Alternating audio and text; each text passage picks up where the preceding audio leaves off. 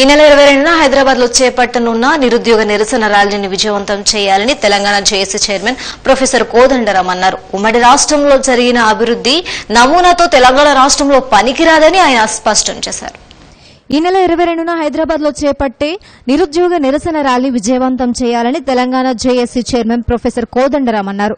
ఈ ర్యాలీకి ప్రభుత్వం పోలీసులు సహకరించాలని ఆయన కోరారు. నూతన సిద్దిపేట జిల్లా జేఏసీ కమిటీని ఎన్నుకునేందుకు ఆయన వచ్చి మీడియాతో మాట్లాడారు.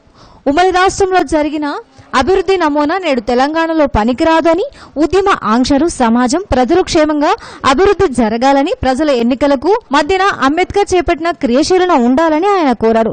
ప్రజలు ఎంత క్రియాశీలంగా ఉంటే ప్రజాస్వామ్యం అంత బలంగా ఉంటుందని ఆయన తెలిపారు. తెలంగాణ రాష్ట్రంలో నిరుద్యోగ సమస్య బాగా పెరిగిపోయిందన్నారు. ప్రత్యేక రాష్ట్రంలో ఈ సమస్య పరిష్కరించడంలో ప్రభుత్వం పని చేయకపోవడంతో ఈ సమస్య మరీ జటిలంగా మారిందని ఆయన తెలిపారు. ఈ సమస్యపై ఈ నెల 22న హైదరాబాద్ లో నిరుద్యోగ నిరసన ర్యాలీ శాంతియుతంగా చేపడతామని, అందుకు తరలి రావాలని ఆయన విద్యార్థులకు సూచించారు. ర్యాలీ నిర్వహణ అనుమతి కోసం దరఖాస్తు చేస్తే పోలీసులు తారతమ్యం చేస్తున్నారని ఆయన తెలిపారు. ప్రభుత్వం వెంటనే దిగి రావాలని, ప్రభుత్వం వెంటనే ఉద్యోగాల భర్తీ కోసం పోటీ పరీక్షల క్యాలెండర్ ప్రకటించాలని, ప్రైవేట్ సంస్థలు భూమిపుత్రులకు రిజర్వేషన్ కల్పించాలని, గురుకుల ఉపాధ్యాయుల నియామకాలలో అందరికీ అవకాశం కల్పించాలని, కాంట్రాక్ట్ ఉద్యోగులను రెగ్యులర్ చేసి జీతాలను చెల్లించాలని డిమాండ్ చేశారు. ఒక అంతకు ముందు ఉన్నటువంటి ఉమ్మడి రాష్ట్రంలో జరిగిన అభివృద్ధి నమూనా మనకు పనికిరాదు అనే ఆలోచనతో ఉన్నది. ఉమ్మడి రాష్ట్రంలో జరిగినటువంటి అభివృద్ధి హైదరాబాద్కు పరిమితమైంది. అది సంపూర్ణంగా కాంట్రాక్ట్ వర్గాలకు, కార్పొరేట్ శక్తులకు మాత్రమే మేలు చేసింది. ఇవాళ ప్రత్యేక రాష్ట్రం ఏర్పడిన నేపథ్యంలో ఉద్యమ ఆకాంక్షల వెలుగులో తెలంగాణ అభివృద్ధిని కూడా మనం ఒక మార్గాన్ని పెంపొందించుకోవాల్సిన అవసరం.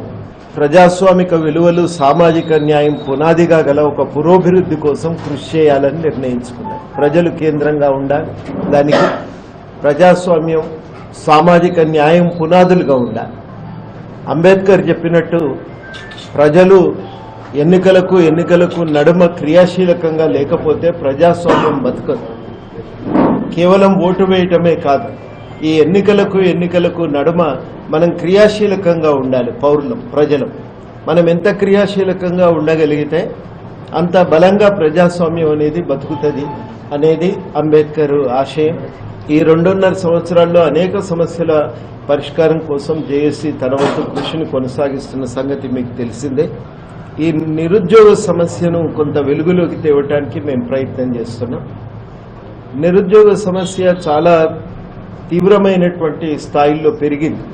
ఉమ్మడి రాష్ట్రంలో అనుసరించిన విధానాలు, తలెత్తిన పరిణామాలు మొత్తం మీదనైతే ఆ ఉమ్మడి రాష్ట్రం నుంచి అనేక విధానాల ఫలితంగా ఇది ఒక తీవ్రమైనటువంటి సమస్యగా పెరిగిపోయింది. మన ఉద్యమ ఆకాంక్షనే నీళ్లు, నిధులు, నియామకాలు. హైదరాబాద్లో 22 నాడు నిరుద్యోగుల నిరసన ర్యాలీ నిర్వహిస్తున్నాం. రెండవది ఏంటంటే ఈ ఉద్యోగాల భర్తీ కోసం పోటీ పరీక్షల క్యాలెండర్ ఒకటి ప్రకటించాలి. మూడవది ఏంటంటే ప్రైవేటు సంస్థలు, పరిశ్రమల్లో భూమిపుత్రులకు రిజర్వేషన్లు ఉండాలి. స్థానికులకు ఇవ్వటం లేదు చాలా చోట్ల. సుప్రీంకోర్టు ఏమన్నదంటే సమాన పనికి సమాన వేతనం చెల్లించాలి అన్న. ఉద్యోగ ఉపాధి కల్పనను కోసమని ప్రభుత్వము ఒక ప్రణాళికను తీసుకురావాలి. వచ్చే గురుకుల నోటిఫికేషన్లో అందరికీ అవకాశం కల్పించాలని, బీఎడ్ చేసిన పిల్లలకు, డిగ్రీ బీఎడ్ చేసిన వాళ్లకు. ఈ డిమాండ్లతో 22న జరిగే ర్యాలీ చాలా శాంతియుతంగా జరపాలని కూడా మేము మీ ద్వారా అందరికీ విజ్ఞప్తి చేస్తాం. పెద్ద ఎత్తున ఈ ర్యాలీకి తరలి రావాల్సిందిగా ఈ పర్మిషన్ కోసం ఆల్రెడీ అప్లై చేసినాం. మరి తాత్సర్యం చేస్తుండటంతో కోర్టులో కూడా పిటిషన్ వేసినాం. సోమవారము ఆ కేసు ఉంది. బహుశా ఆ విషయంలో మాకు ఒక అనుమతి వచ్చే పోలీసులకు కూడా మేము విజ్ఞప్తి చేస్తున్నాం, మీరు అనుమతి ఇవ్వాలని చెప్పి. శాంతియుతంగా జరుపుకోవడానికి మాకు సంపూర్ణంగా సహకరించాలని కూడా వారికి విజ్ఞప్తి చేస్తాం. జరిగే ర్యాలీ